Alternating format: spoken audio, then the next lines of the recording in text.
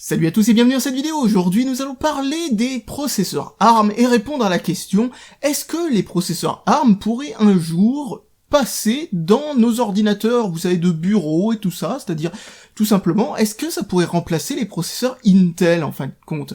Ça, c'est une question qu'on me pose relativement fréquemment, très certainement à cause du fait qu'il y a eu des benchmarks, vous savez, des derniers processeurs pour téléphone portable, qui parfois sont parce que par exemple Geekbench ce n'est pas facile à dire, ou des programmes comme PCMark ou des trucs comme ça peuvent faire justement le comparatif entre les processeurs d'ordinateurs de bureau et les processeurs pour Android et tout ça. Donc du coup, eh bien on peut voir certains processeurs faire des performances qui sont similaires, voire supérieures, à certains trucs pour ordinateur portable ou ordinateur de bureau, etc., etc. Alors la question est pas si bête que ça, parce que, eh bien, quand on compare les deux à performance égale, on se rend compte qu'il y en a un. Il chauffe pas tant que ça, il fonctionne plutôt bien et tout ça, il a une configuration qui contient un GPU qui est parfois meilleur, et bah voilà, bizarrement il est aussi vendu pour, on va dire, le processeur lui-même, pas forcément plus cher, quoi, hein. Intel a tendance à vendre ses processeurs relativement chers. Donc du coup, la question est bonne, pourquoi on ne les utilise pas dans ce genre de configuration, dans des ordinateurs portables, on va dire, on va appeler ça des ordinateurs portables premier prix, des trucs comme ça, en fait, ce qui remplacerait un Celeron, ou des choses de ce genre. Et bah la réponse est simple, l'environnement Windows, l'environnement PC, globalement, qui est complètement, on va dire, ancré dans le processeur type Intel x86. Alors, le x86, qu'est-ce que c'est? Bah, vous savez, ARM, en fait, c'est le nom d'une architecture, c'est pas le nom d'une marque de processeur, c'est pas le nom non plus d'un modèle, ni quoi que ce soit. Non, ARM, c'est tout simplement un type de processeur. Tout comme x86 est aussi un type de processeur. C'est-à-dire, en gros, c'est le type de processeur qu'on appelle aussi compatible Intel. C'est tout bêtement le type de processeur que fabrique AMD ou Intel et quelques rares autres constructeurs dont vous aurez très certainement jamais entendu parler, qui en fabriquent très certainement encore, à moins que VIA, parce que ça peut être une des rares marques qu'on entend encore parler, fabrique encore des processeurs de ce type-là, mais je suis pas sûr. Donc bref, on s'en fiche. Ce que je voulais dire par là, surtout, c'était que, eh bien, ce genre de processeur, les x86 sont complètement liés avec Windows, parce que tous les programmes que l'on fait depuis toujours sont tout simplement ce qu'on appelle compilés. Alors qu'est-ce que ça veut dire compiler? Ça veut dire qu'en fin de compte on a pris le code source et on l'a transformé en langage machine. Alors qu'est-ce que le langage machine? Vous savez, c'est en gros les commandes que reçoivent le processeur. Le processeur reçoit une commande, il l'interprète, il renvoie le résultat. Le truc avec ça, c'est que ce sont pas les mêmes entre les ARM et les x86. C'est-à-dire que le binaire, quand vous prenez ce programme et que vous l'injectez dans un ARM, il comprend rien. Mais alors, rien du tout, parce que c'est pas son langage. Par contre, des systèmes d'exploitation comme par exemple Android, même si c'est pas totalement le cas, hein, mais par exemple Android, quand c'est un programme, on va dire, basique, eh bien ce qu'il fait, c'est que c'est pas un programme compilé, en fait. C'est un programme où on a pris le code source, on l'a transformé en ce qu'on appelle du bytecode. C'est un truc qu'ils ont piqué à Java, en fait, hein. C'est pour ça que beaucoup de gens disent qu'Android c'est du Java, mais en réalité c'est pas du Java parce que c'est pas le même bytecode. Les deux sont pas compatibles entre eux. Donc, en gros, voilà, il le prend, il le transforme en bytecode, c'est-à-dire, en gros, une sorte de langage intermédiaire entre le code source et le langage machine. Et ensuite, il transforme ce bytecode en langage machine et il l'exécute sur n'importe quel processeur de manière transparente. La deuxième technique qu'utilise Android, c'est tout simplement que s'il détecte un processeur Intel, il va télécharger la version Intel du programme. S'il détecte une version ARM, eh bien, il téléchargera la version ARM du programme. C'est tout aussi bête que ça, c'est vraiment très bête à mettre en place, mais ça peut pas se mettre en place pour un environnement PC, parce que Windows, malheureusement, n'a pas de grand store que tout le monde utilise, où tout le monde peut mettre son programme dedans, etc. Bon, il y en a un maintenant, mais personne le fait, donc du coup, c'est comme s'il y avait rien, mais en gros, le truc, c'est que du coup, ça serait compliqué, il suffirait d'aller sur le site internet, et il y aurait la version ARM, la version x86, la version 64 bits, x86 64 bits, qu'on appelle aussi le x64, hein, c'est en gros une amélioration du x86, Et donc voilà, et ensuite il y aurait aussi, imaginons, d'autres types de processeurs concurrents, comme il y a aussi la version 64 bits du ARM, j'avais oublié ça, mais il y a aussi, par exemple, MIPS, des trucs de ce genre. Bon bref, il y a plein de types de processeurs qui existent, et ça deviendrait super compliqué, et il y aurait aussi beaucoup de comment on peut appeler ça, de développeurs, tout bêtement, qui auraient la flemme, tout bêtement, et ils sortiraient juste une version pour le type de machin qui est le plus développé. Comme par exemple, il y a encore très peu de temps, je suis pas sûr que ce soit même pas encore le cas, mais sous Windows, il me semble que il y a encore très peu de temps, ne prenez pas, qu'on va dire, au mot près, parce que si ça se trouve, maintenant c'est le cas. Mais il y a encore peu de temps, quand j'avais téléchargé Firefox pour Windows, c'était une version 32 bits, même si vous aviez une machine en 64 bits. Ce qui veut dire qu'en fait, ouais, bon, vous savez, le 64 bits, on a la flemme de tester deux versions, une 32 bits, une 64 bits, alors on va utiliser la rétrocompatibilité 32 bits qu'il y a dans Windows, et puis c'est tout. Donc vous voyez un petit peu le niveau de problème que ça porterait si, en plus de ça, ils devraient faire en sorte qu'il y ait une version 64 bits, une version 32 bits, une version ARM 64 bits et tout ça. Le truc, c'est que sous Android, ça se fait tout seul. En réalité, ça va compiler automatiquement chacune des versions tout seul. C'est pas un truc que doit faire le développeur en se disant je dois penser à faire une version ceci, je dois penser à faire une version cela, etc., etc. Donc en gros, le problème est que sous Android, ça pose pas de problème. Sous Windows, c'est extrêmement compliqué de faire la transition. Rien que la transition 32-64 bits a été super longue, alors que, encore une fois, c'était pas une transition si difficile à faire, étant donné qu'il y a une rétrocompatibilité entre les deux. Et en plus de ça, le fait que, il y a il y a une base commune, quoi. Donc, purée, voilà, quoi.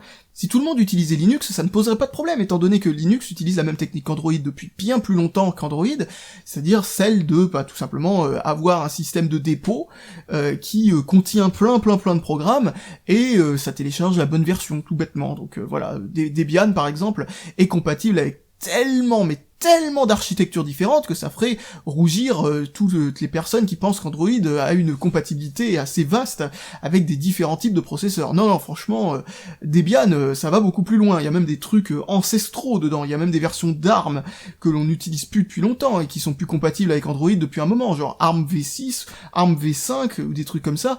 Je crois qu'ils ont encore une version chez Debian qui est compatible jusqu'à ARM V4. Pour information, Android à partir de 4.0 est incompatible avec ARM V6 déjà, donc obligé d'avoir un ARM V7 ou plus. Donc et pour l'instant, on a juste ARM V7 et ARM V8. Pour information, ARM V8 c'est tout simplement ARM 64 bits.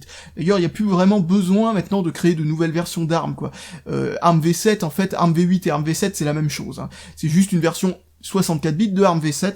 Alors ils l'ont appelé ARM V8 bien entendu parce que elle est incompatible totalement avec ARM V7, mais elle est aussi rétrocompatible, il n'y a pas de problème avec ça. Il y a exactement comme ils ont fait avec les PC, ils ont fait en sorte qu'ARM V8 et ARM V7 soient compatibles entre eux, exactement comme x86 et x64 soient compatibles entre eux. Donc bref, je dévie complètement du sujet principal. Mais tout bêtement, le problème principal qui empêche de pouvoir passer à ARM sur des ordinateurs actuels, c'est que Windows est tellement mal foutu et continuera à être tellement mal foutu pendant je sais pas combien de temps pour ce genre de transition, que ce genre de transition ne se fera que si c'est une nécessité complète. C'est-à-dire que tant qu'on peut faire des ordinateurs portables relativement portables et relativement performants, alors que de l'autre côté, le jour où une tablette ou un téléphone portable, on va dire haut de gamme, sera exactement aussi performant qu'un ordinateur portable, on va dire relativement transportable, relativement facile à transporter, genre un truc assez fin, etc. On ne pourra pas faire un truc qui soit de performance identique, et que d'un côté, il y en a un qui a besoin d'une soufflerie pendant que l'autre il est complètement passif. Oui, là, je pense que oui. Là, peut-être que cette transition commencera à se poser. On se posera la question pourquoi on la fait pas. Mais je pense que du côté des Mac, la transition se fera avant les PC si cette transition a besoin d'être faite. Parce que les Mac ont déjà fait plusieurs transitions sans que ça pose trop de problèmes, et donc ils ont appris de ces transitions, et ils savent tout simplement quoi faire pour que ça se fasse relativement convenablement. Alors que les PC, encore une fois, comme je disais, à cause de Windows, ils ont jamais eu besoin de faire de transition, tout bêtement, les PC, c'est tout aussi simple que ça. Il y a jamais eu de transition qui casse à 100% la compatibilité. Alors que sur les Mac, il y en a eu une des processeurs Motorola au processeur PowerPC, puis il y en a eu une des processeurs PowerPC au processeur Intel. Et ensuite, il y a eu du processeur Intel 32 bits au processeur Intel 64 bits. Alors, ça posait des problèmes en termes de matériel, mais pendant la transition en elle-même, il n'y a pas eu de gros problèmes. Par contre, c'est vrai que cette transition, à chaque fois, posait des problèmes d'obsolescence programmée, on va appeler ça comme ça, même si c'en est pas vraiment. C'en est, disons qu'ils profitent du fait que y a un nouveau matériel et tout ça pour vous pousser à acheter le nouveau, pour que eux, ça leur débarrasse d'un peu de travail. Donc du coup, ils en profitent pour rendre obsolète le plus vite possible. Genre par exemple les Mac G5, alors là, eux, ils ont obsolète direct, quoi. Hein. Il fallait pas acheter ça, quoi. C'était un truc de dingue, quoi. Donc voilà, qu'est-ce que je peux dire d'autre? Oui, les transitions de ce genre se font toujours difficilement, même si les Mac, comme je le disais encore une fois, ils le font moins difficilement qu'ailleurs. Ça sera toujours un truc qui se fera dans la difficulté, hein, bien sûr, hein, peu importe la plateforme, du moment qu'il y a besoin de faire une transition, hein, c'est toujours comme ça. Même sous Linux, hein, la transition serait assez pénible, même si Linux, franchement, serait le système d'exploitation où la transition serait la plus simple, quoi. Ça ressemblerait un petit peu au fait que, au départ, quand il venait d'y avoir les premiers téléphones Android avec processeur Intel, il n'y avait pas tous les programmes et tout ça, mais il y avait la grande majorité des programmes, et ensuite, petit à petit, il y aura l'intégralité des programmes, hein, voilà, ça finit par venir. Donc voilà, bon, franchement, Android et Linux, en général, hein, Linux en général, c'est là où la transition est la plus simple parce que, bon, comme je le disais encore une fois, c'est pas difficile de faire une transition quand il s'agit juste de rajouter l'instruction de compiler une version supplémentaire, quoi. Il y a juste à régler les rares petits problèmes qu'il pourrait y avoir d'avoir une version complémentaire. Pour rappel, compiler, ça veut tout simplement dire transformer le code source en un langage machine.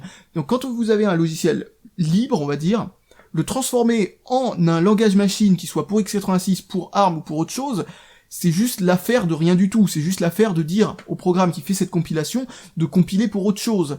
Et bien entendu, il y aura peut-être quelques petites erreurs, quelques petits problèmes qui vont arriver par-ci par-là, mais c'est très facile à régler, plutôt que si on a un programme, on va dire un logiciel propriétaire, où là c'est juste impossible. C'est où on le passe à travers un émulateur pour que ça fonctionne sur le nouveau type de processeur, où on abandonne totalement ce programme, et où on attend que on va dire le propriétaire du programme lui-même, le propriétaire du code source, crée une nouvelle version. Ce qui n'est pas forcément facile. Donc encore une fois, logiciel libre, ça améliore énormément les choses. Donc vraiment, logiciel libre et changement de plateforme pose pas vraiment de problème. Et un deuxième truc, c'est langage interprété et changement de plateforme, ça pose pas de problème du tout non plus, parce qu'un langage interprété, comme je le disais, n'est pas dépendant de la plateforme. Il y a juste à faire en sorte que l'interpréteur fonctionne sur une nouvelle plateforme, et logiquement, on gagne la compatibilité avec 98% des logiciels qui fonctionnent dessus. Du moment que on va dire l'interpréteur lui-même n'est pas buggé, quoi. S'il a été bien fait, logiquement, tout ce qui est fait en Dalvik, c'est-à-dire tout ce qui fonctionne sous Android, sans avoir besoin de code précompilé, parce que on peut faire ça sous Android, on a le choix d'utiliser ou que du code, on va dire, non précompilé, genre façon Java, entre guillemets, ou quelque chose de précompilé. Et la plupart du temps, plus le logiciel est simple, et moins il y a besoin de précompiler des trucs. Il y a même des logiciels réellement complexes qui devraient précompiler des trucs qui n'en précompilent pas. Genre par exemple Facebook, là franchement il devrait y avoir un truc précompilé, mais non, ils ne le font pas. Donc voilà, ça vous montre un petit peu l'étendue de ce que l'on peut faire sans précompiler un truc. Il y a vraiment que Android dans les systèmes d'exploitation, on va dire, populaires et qui ont eu du succès. Vraiment, quand je dis populaires et qui ont eu du succès, c'est encore une fois, je veux dire, c'est qui ont eu du succès du côté des développeurs, parce qu'il y a eu des systèmes d'exploitation qui fonctionnaient de la même façon et qui étaient populaires, comme Symbian, mais qui n'ont jamais eu de succès du côté des développeurs. Il n'y a pas eu beaucoup.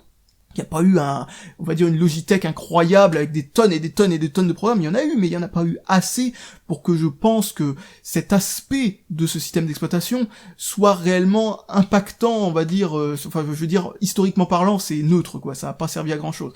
Et il y a aussi Chrome OS qui fonctionne un peu de la même façon, parce que ça utilise que des langages web.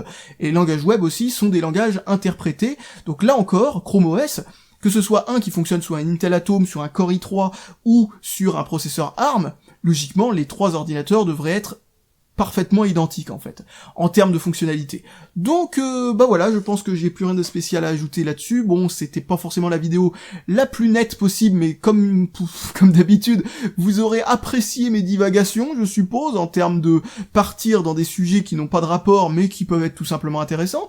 Je me rends compte d'ailleurs que c'est une vidéo relativement courte, parce que c'était un sujet en fait très facile à aborder, parce qu'il y a vraiment qu'un seul point, hein. Le seul et unique point, c'est que le système d'exploitation n'est juste pas adapté à ça, et comme je vous l'ai dit encore une fois, je vous ai expliqué ce qu'il faut faire pour faire un système d'exploitation relativement adapté, et des histoires de transition qui se sont passées un peu mieux que ce qui pourrait se passer ailleurs, etc., etc. Donc, a priori, je crois que j'ai fait le tour du truc, sans trop de problèmes, donc maintenant j'ai plus qu'à vous dire salut à tous, et à la prochaine!